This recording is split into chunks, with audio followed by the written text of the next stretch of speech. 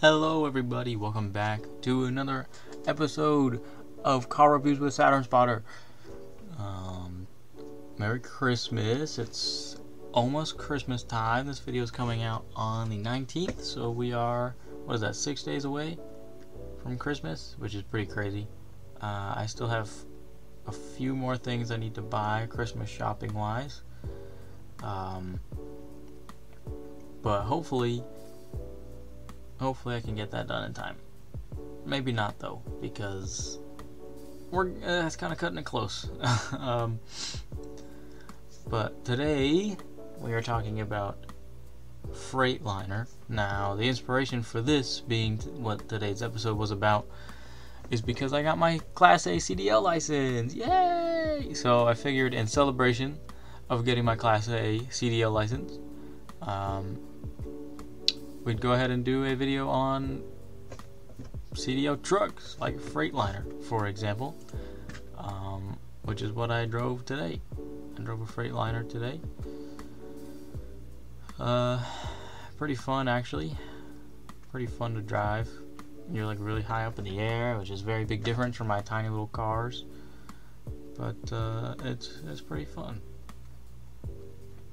This one might be a little bit shorter, as there isn't as much information and history behind Freightliner as there is for like Nissan and Honda, for example. But I think it'll still be fun. And yeah, also I'm trying a new mic setup, which will save me a lot of time and stress, but I want to make sure it sounds good, so I'm going to test it with this. Let me know if you prefer this mic or the one I was using before. This one won't be permanent anyway, because I will be getting an actual microphone that'll be higher quality in the future. But as of right now, I want to try this one out to see if it works for now, because it'll be a lot easier than what I was doing before. So just let me know if this sounds better, or if I need to move it, make it louder, make it quieter. Just let me know. I can make it work. But yeah, what is this, episode 11? I'm not 100% sure, but I believe, I'm gonna check real quick. I believe this is episode 11. Yeah, it is. Episode 11. Which is pretty crazy. We've come a long way since where we started. And I'm very, very thankful for that, by the way. It's really cool being able to have a podcast. I listen to podcasts pretty often, so it's fun to have my own. Especially because it gives me time to just kind of talk, because I used to be very chatty. I would talk all the time, way too much arguably, and this gives me a place to get all the talking out, and I don't have to worry about it later, so that's pretty nice. But let's get into the episode today. Ooh, my neck. I don't know if you could hear that. I'm sorry if you could. If you don't like that, if you don't like neck cracking, or just bone cracking in general, I apologize. But yeah. So yeah, I drove an Aquatech today, a Freightliner Aquatech truck, as well as a Vacon truck. So if you don't know what those are, this is why we have pictures. Let me pull, I didn't plan on doing this, but I'm going to pull one up so you can see. We got the, okay, so this is the combo truck. I drove a combo truck, which looks like this. I drove one of these. This is basically exactly the same thing, except yeah. So let me see. It's kind of hard to explain because this isn't the exact one, but this is very similar. This is very similar, but it's not the exact one. We do have one of these at where I work, and I drove one similar to this, but it was a little bit of a shorter wheelbase. It wasn't as long of a wheelbase. It was basically the same thing though, so we'll just leave that. And then I drove the back on truck, which, yeah, here it is. So this one has the reel and whatnot in the front, And also, this one is more of the wheelbase of the Aquatech, and the last one is more of the wheelbase of the Vacon truck that I drove. I want to see if I can find the long one, because I drove the longer one. Not quite that long. I want to find it because this thing is massive and it feels crazy driving it on the road. No, I'm not really gonna find it. This is just like a shorter wheelbase version of what I drove today. I drove two of them. Yeah, it's actually pretty fun. It's pretty fun being that high up on the road. I mean, you can pretty much see everything. The turning radius does kind of suck, but as long as you get used to it, it's pretty fun. But yeah, I mean, if you ever have thought about, just getting a CDL just cause, it's fun. If you have a job or want a job where you drive big trucks like that, definitely get a CDL and get that job if you want. The training and testing for a CDL isn't necessarily that hard. It just takes a lot of practice and repetition with the pre-trip inspection test. That's really the hard part. The backing and the driving is pretty easy as long as you know what you're doing, but the pre-trip really is the hardest part, because you have to memorize like a bunch of stuff, and sometimes it can kind of suck. But once you do, as long as you practice enough, you should be A-okay. But this episode is about the Freightliner trucks, not the other Freightliner, which is like freight containers and stuff.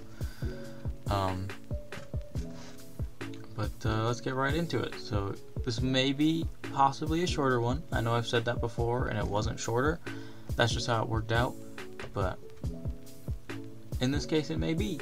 I always try to make them around at least 40 minutes because I know that's a good podcast length. And if you're listening to a podcast and it ends like 20 minutes later, sometimes it's kind of sad because you wanted something to listen to while you did a certain duration of work, and if that's cut short, it can be kind of sad.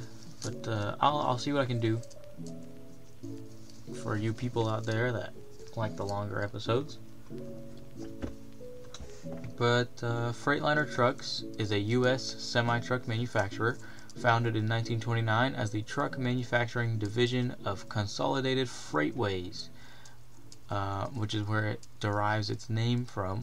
The company was established in 1942 as Freightliner Corporation, owned by Daimler AG, or Daimler, D-A-I-M-L-E-R, Daimler, it's probably Daimler, AG, from 1981 to 2021. Freightliner is now a part of Daimler Truck subsidiary Daimler Truck North America, along with Western Star, Detroit Diesel, and Thomas Built Buses. Freightliner produces a range of vans, medium-duty trucks, and heavy-duty trucks. Under its Freightliner Custom Chassis subsidiary, the company produces bare chassis and cutaway chassis for multiple types of vehicles. The company popularized the use of the cab-over semi-tractors with the Freightliner Argosy later. Hold on. Can I pull up a picture of that so you can understand? I definitely will. Give me 1 second. Becoming the final example of the type sold in North America. Let me get that picture for you so you know what I'm talking about. Do one of these. Delete this. Pull this up. There you go. Look at that. Look at that monster right there. Look at that monster of a truck right there. Freightliner Argosy. The company is headquartered in Portland, Oregon, which is where it was founded. Vehicles are currently manufactured in Cleveland, Mount Holly, North Carolina, and Santiago, Tianguistenco, and Saltillo, Mexico, or Saltillo, Mexico. So there was some legal controversy. As of December 2020, Freightliner is under a court order to improve safety, as it was fined $30 million by the NHTSA after an investigation found that Freightliner had failed to recall dozens of known safety defects in its vehicles. That's not very good. In 2019 alone, Freightliner was forced to issue safety recalls 24 separate times by the NHTSA, and there have been over 100 recalls total on its flagship truck, the Cascadia. The judge found that Freightliner had no system in place to track faults and ordered $5 million of the fine to be applied to upgrading outdated paper-based systems and converting to recall software used by other automakers for decades. As of May 2021, Freightliner has at least 3 open investigations against it for electrical issues, including several fires. Several weeks after the fine was issued by the NHTSA, Freightliner CEO Roger Nielsen was replaced by John O'Leary, a senior executive from Mercedes-Benz Trucks and former CFO of their parent company, Daimler Trucks. Did I say Daimler? Daimler? I said Daimler, didn't I? Anyway, so now we're going to get more into the history. Freightliner traces its roots to 1929 following the founding of Consolidated Freightways in Portland, Oregon. Company founder Leland James set up a company division to produce semi-tractors for company use. Developed in a CF maintenance facility, Freightways Manufacturing used Fago vehicles as a starting point for the design. I had stuff here. I don't know why I can't see it. I guess it's gone. I was kind of explaining what that was, but for some reason it's not there. Placing the cab above the front axle, which you can see here. Shorter in length, the new Freightways truck allowed for CF to use a longer trailer and remain in compliance of the stringent laws of the time. In line with the company name, during the 1930s, Freightways Manufacturing began to build its truck production under the Freightliner name. In addition to their shorter length, the trucks underwent weight reduction using aluminum instead of steel to maximize use of engine power. In 1942, Leland James renamed Freightways Manufacturing as Freightliner Corporation. As part of the launch, the company debuts the first truck with an all-aluminum cab. Shifting to military production during World War II, Freightliner resumed truck production in 1947. In 1949, Freightliner sold its first its first vehicle outside of CF to Portland-based forklift manufacturer Heister. I don't really know. I know there's multiple ways to pronounce some things, just depends on where you're from. The vehicle is preserved in the Smithsonian Collection in Washington, D.C. As it largely existed as a subsidiary of a trucking company, Freightliner sought to establish a distribution network for its product line, allowing for higher production volumes and reduced costs. In 1951, Freightliner entered into an agreement with White Motor Company of Cleveland, Ohio. One of the largest truck manufacturers in the United States at the time, White sold Freightliner COEs under the White Freightliner co-branding. In 1953, Freightliner introduced a cab with an overhead-mounted sleeper. The first-generation shovel-nose cab was retired for 1954 in favor of the taller, flatter WFT design. As an option, a Mountaineer 4x4 system was offered. And for 1958, the cab design was updated to tilt forward 90 degrees, increasing access to the engine. So we're going to go ahead and show you the White Freightliner WFT. There you go. That is the White Freightliner WFT. You see shorter aluminum over the axle, definitely much shorter. We're also going to show you the 1974 to 1976 White Freightliner WFC 120, which this is their more heavy duty right here. Look at that.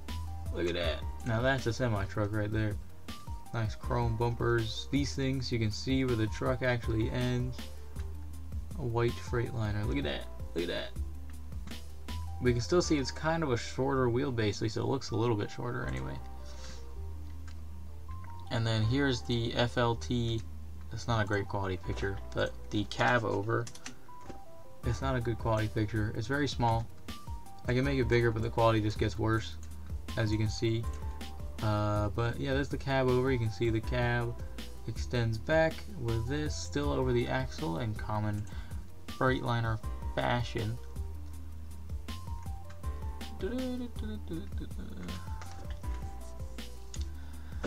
Let's see.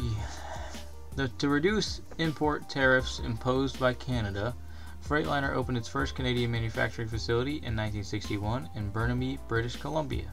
To increase production in the United States, assembly plants were opened in Chino, California, and Indianapolis, Indiana. In 1969, a second facility was opened in Portland for parts production. That's a lot of P's right there. White Motor Company became troubled in the 1970s. Expansion onto appliances and agriculture equipment consumed capital without producing a return, and the relationship with Consolidated Freightways became frayed. In 1974, the distribution agreement was terminated, and Freightliner Corporation began life as a freestanding manufacturer and distributor. Many of the first dealers were from the White Motor Company network, but some entrepreneurs also signed up to represent the trucks without the White Motor Company franchise as a complement. At the same time, the company introduced its first conventional model, an adaptation of the high COE mainstay product.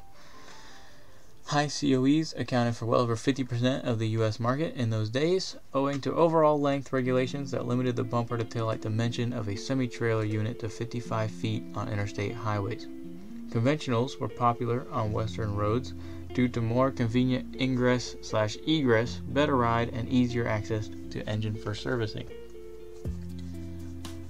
In 1979, a new plant in Mount Holly, North Carolina, shout out North Carolina, and parts manufacturing plant in Gastonia, North Carolina, shout out to North Carolina again, were constructed, both in the Charlotte metropolitan area, shout out to Charlotte.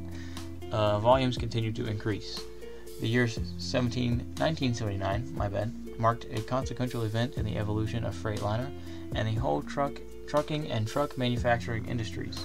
President Carter signed bills into law deregulating transport both on the ground and in the skies. Deregulation changed the economics of trucking and removed the system of regulated carriage that protected carriers, instead allowing more competition. 3 years later, the Surface Transportation Assistance Act of 1982 relaxed weight and length standards and imposed a new excise tax on heavy trucks and the tires they use. No longer was the overall length of semi-trailer combinations restricted, rather only the trailer was specified to not be greater than 53 feet in length. Individual states retained more restrictive overall length laws, but fundamentally, the rules had changed forever. Consolidated Freightways, a traditional unionized carrier that flourished in the era before deregulation, realized it was in a fight for its life. In May 1981, it sold its truck manufacturing business and the Freightliner brand to, I can't remember, was it Daimler-Benz, allowing it to concentrate its management attention and financial resources on its traditional trucking business. Around this time, the Chino and Indianapolis plants were closed permanently. Consolidated Freightways continued carrier business until 2002, when it ceased operation on Labor Day weekend.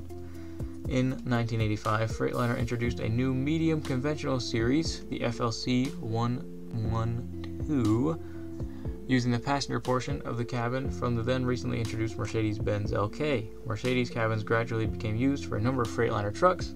In 1989, Freightliner acquired a standing plant in Cleveland, North Carolina, shout out North Carolina, near Statesville, shout out Statesville, North Carolina, that had been producing transit buses for German manufacturer MAN. The MAN brand. Here's a picture of the FLC 112. We'll throw that up so we can get this blurry picture off the screen. There we go. There's that for you.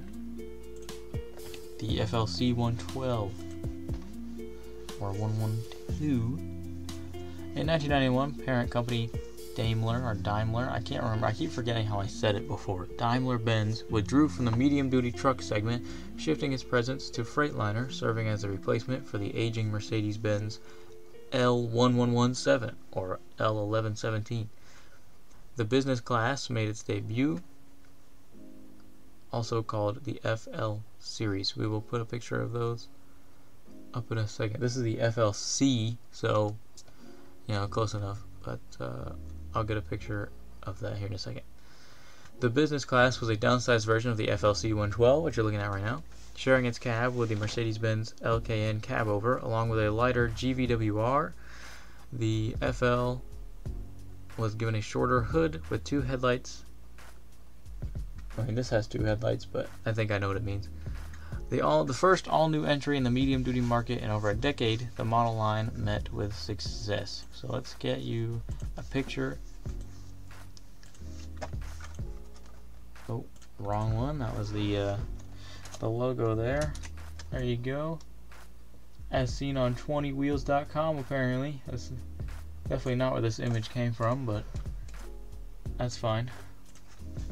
So this is the business class, the Freightliner business class FL series. Another pronounced downturn in the industry's fortunes necessitated drastic measures to restore Freightliner to financial health, and Dieter Zech, the now chairman of Daimler-Benz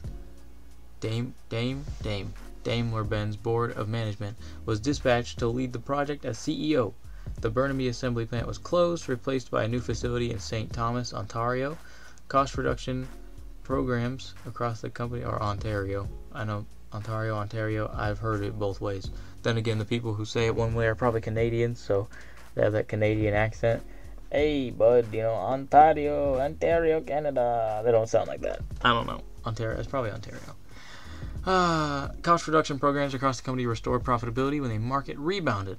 Significantly, production also commenced in Santiago Tanguestenco, Mexico, about 30 miles outside Mexico City, and a plant owned by Daimler-Benz.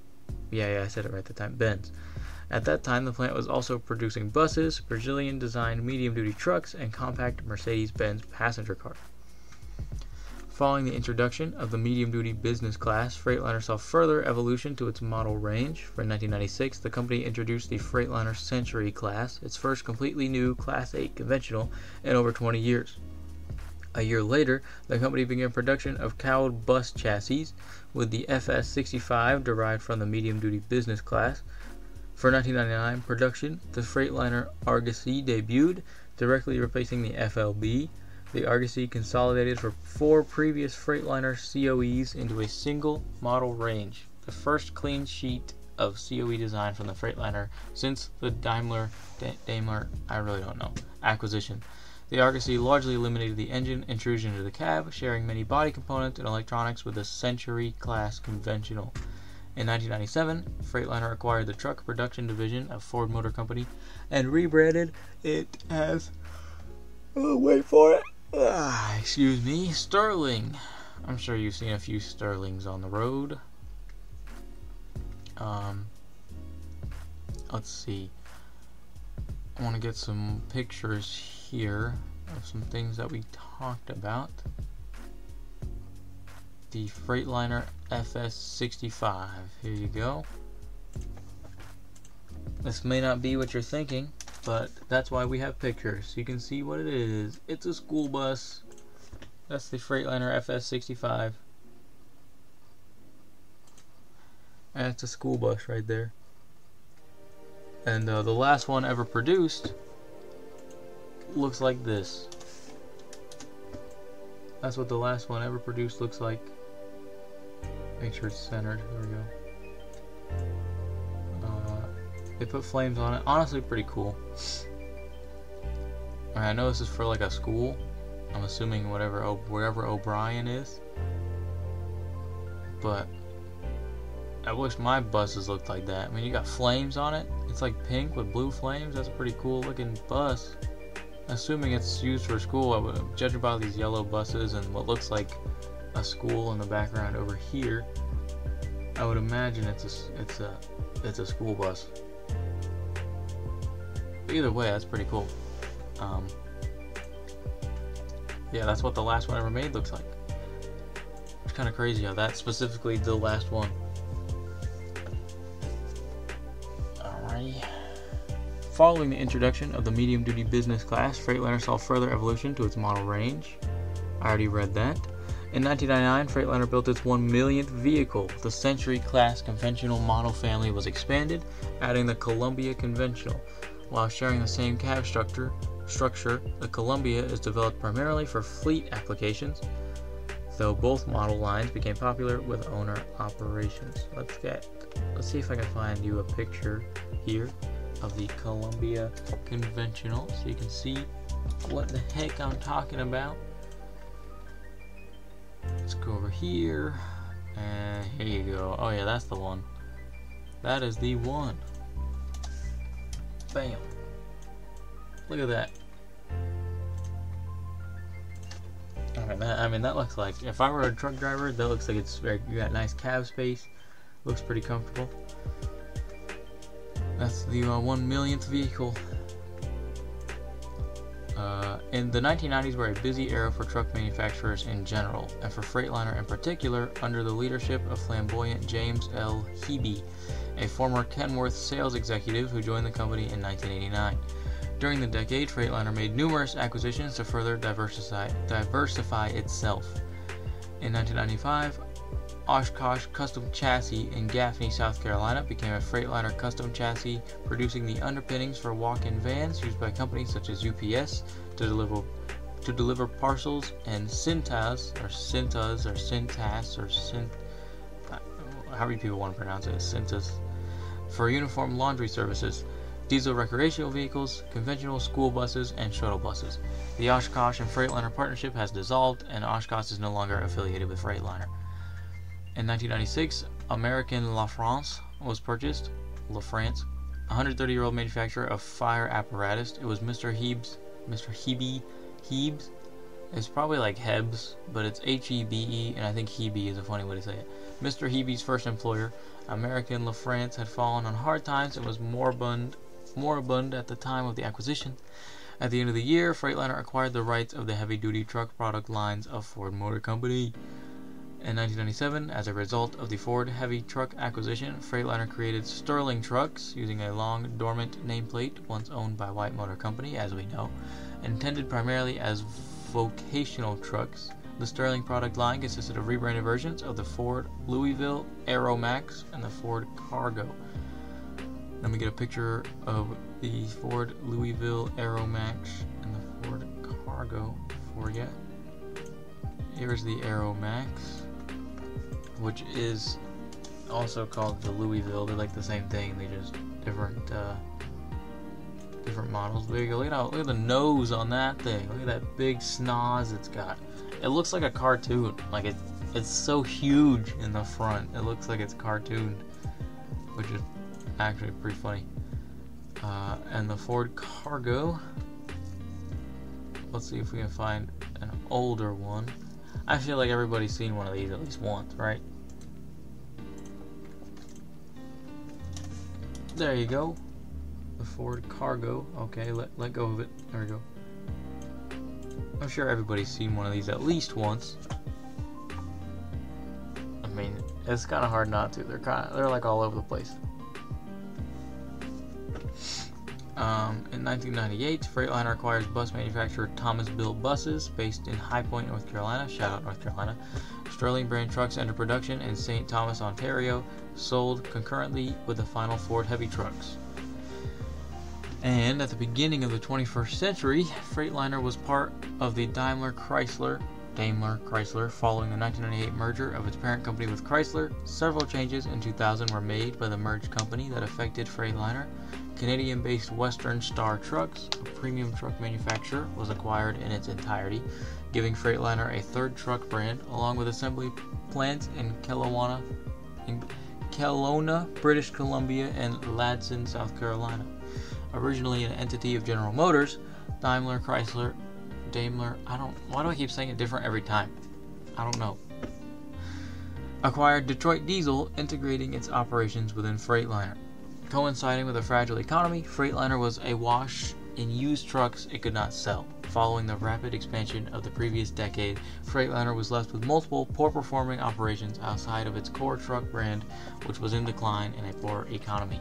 Seeking new leadership, Daimler Chrysler installed former company CFO to begin a turnaround for Freightliner.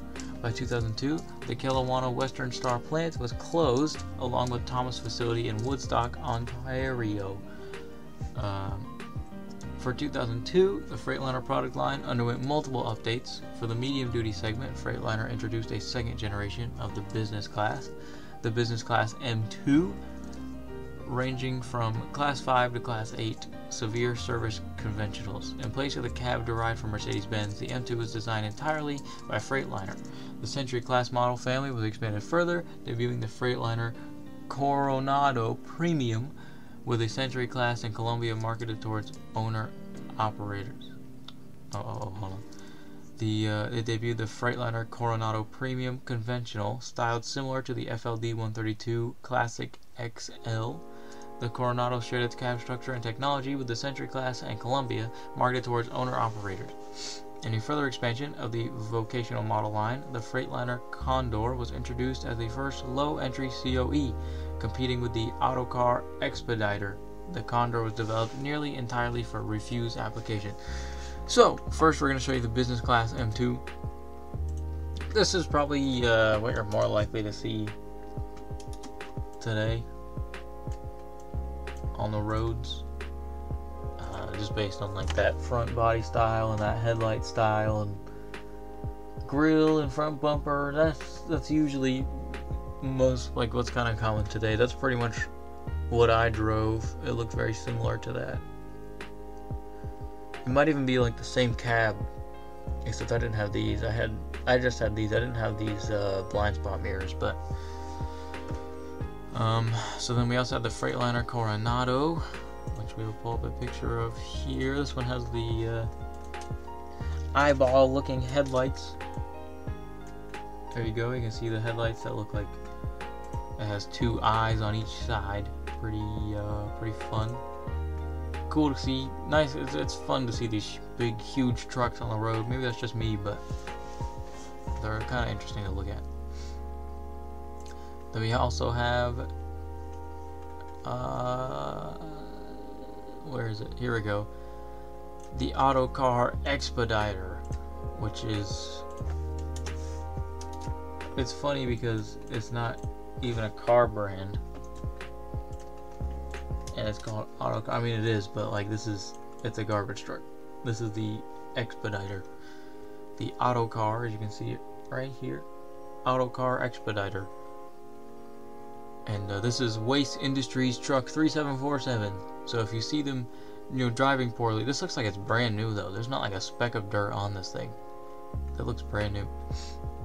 Maybe they just take really good care of their trucks.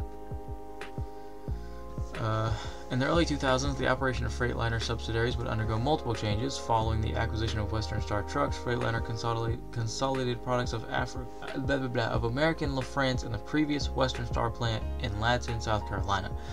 The attempt to integrate production of specialized emergency vehicles into a company noted for high volume production capabilities proved unworkable. While remaining the fifth largest manufacturer in the emergency vehicle segment, American LaFrance was sold in 2005 to private equity fund, with Daimler Chrysler retaining ownership of the Ladson factory.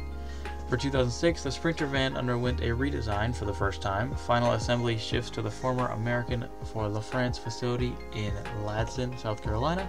While sold nearly exclusively as a cargo van, the Freightliner Sprinter is also offered as a passenger vehicle alongside the Dodge and Mercedes-Benz Sprinters.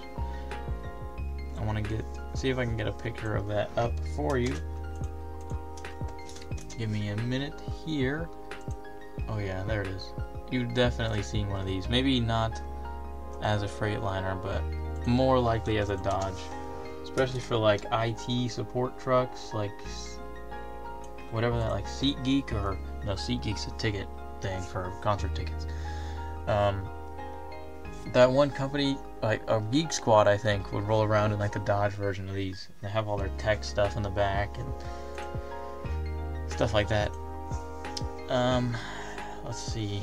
I scrolled too far. There we go. After 2006 production, Freightliner ended sales of the Argosy cabover in North America. The first company to produce a fully tilting cab, Freightliner was the final truck manufacturer in North America to offer a Class 8 cabover.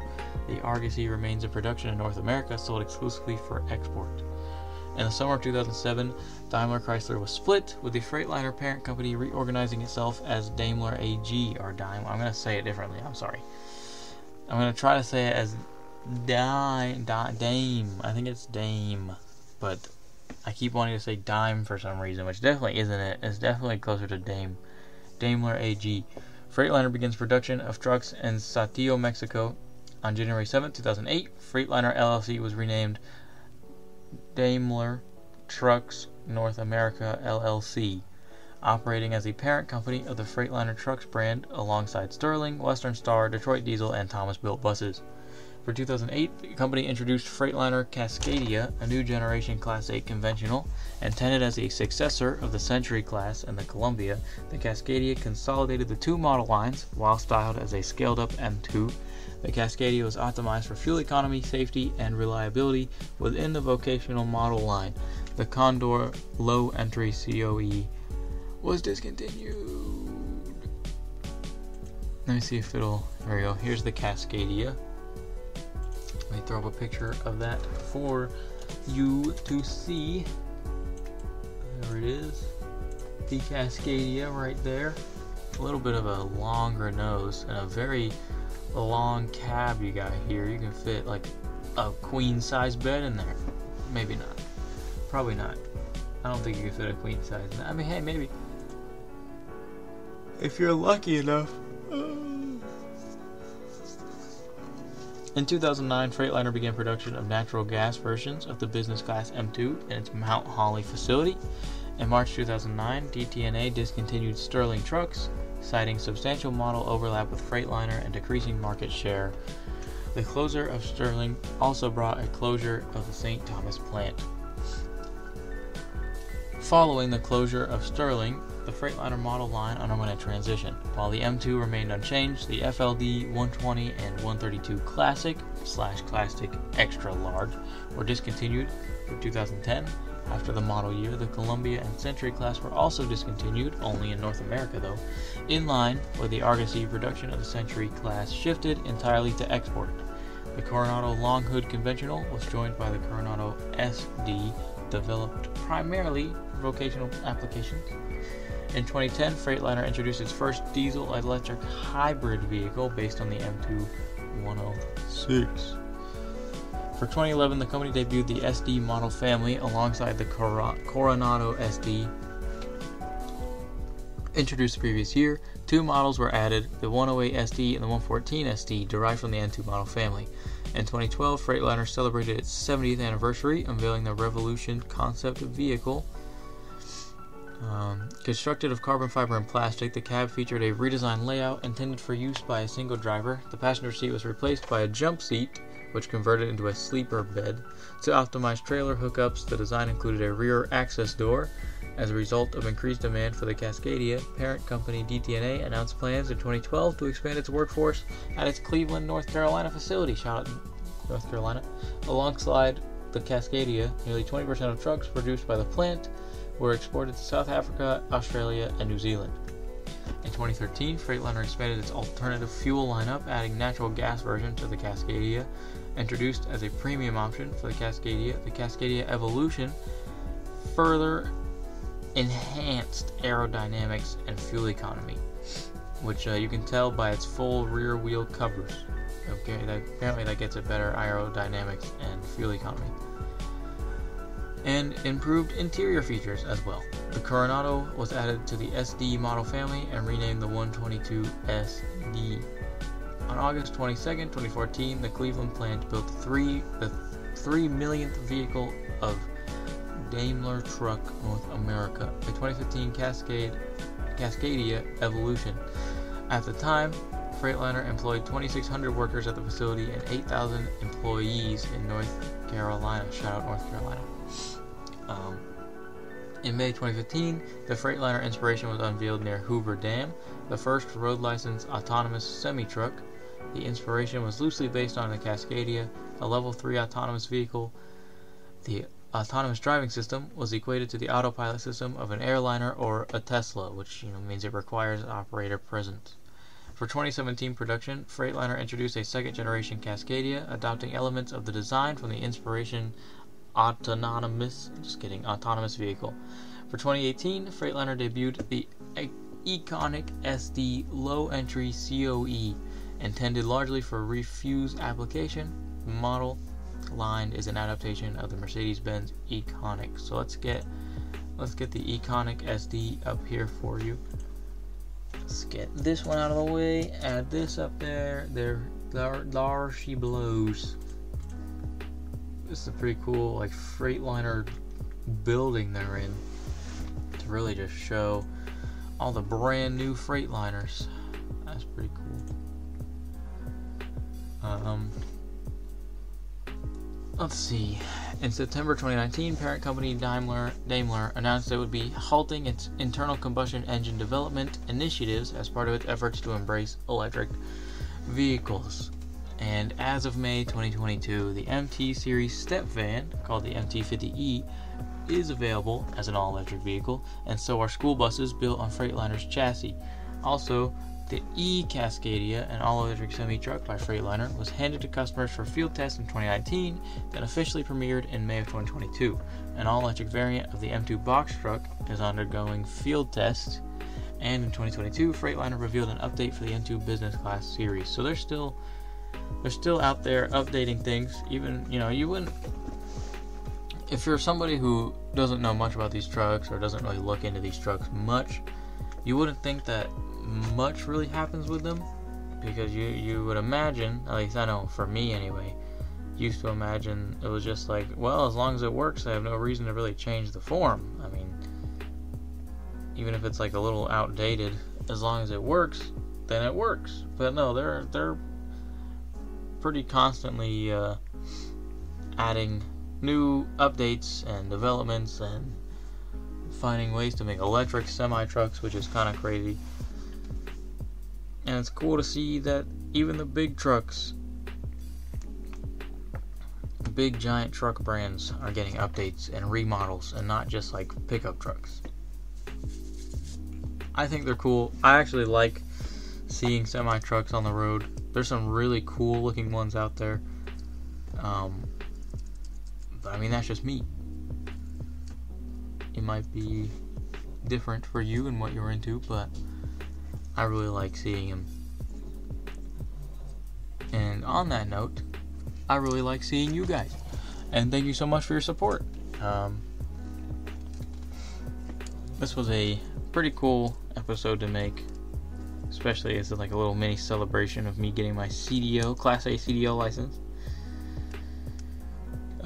which is also fun. And I have a feeling I'm going to be using it a lot with this job, like basically every day probably. So that's exciting. Just can only get better at it. So yeah, stay safe on the roads, because I'm out there. I'm kidding. I'm not a bad driver. At least I don't think I am. I'm pretty sure. I'm fairly confident I'm a pretty good driver. Although I feel like I'm probably one of the youngest people to have a Class A CDL. I'm not even 20 years old yet. I'm 19 and I already have a CDL. I feel like I gotta be one of the youngest, right? I mean, I'm sure there have been like 18-year-olds and stuff, but I don't think it's very common. I feel like it's not very common. But happy holidays. Thank you guys so much for being here. I appreciate all your support. Please be sure to check out my YouTube channel if you're interested in that. This podcast is going to be on my YouTube channel if you're listening there. Thank you. This podcast is available on Spotify and Amazon Music. I'm working on getting it onto Apple Music soon, or Apple Podcasts, whatever their podcast thing is called, as well as all the other sites. But right now, I'm just mainly focusing on trying to get it on Apple Music, and I think we'll be able to do that soon. It'll just take a little bit of work, but I'm still working with Apple with getting it done. But yeah, that is Freightliner. So there you go. Now you can share all your new Freightliner information with your Freightliner truck liking buddies. And yeah. But Merry Christmas, Happy Holidays. Tell somebody you love them today. It's very important. And I will see you guys in the next one. Thank you so much for your support. Have a good week. Even though I'll see you in like 2 days when my next one goes up, in case you're not there. Bye bye.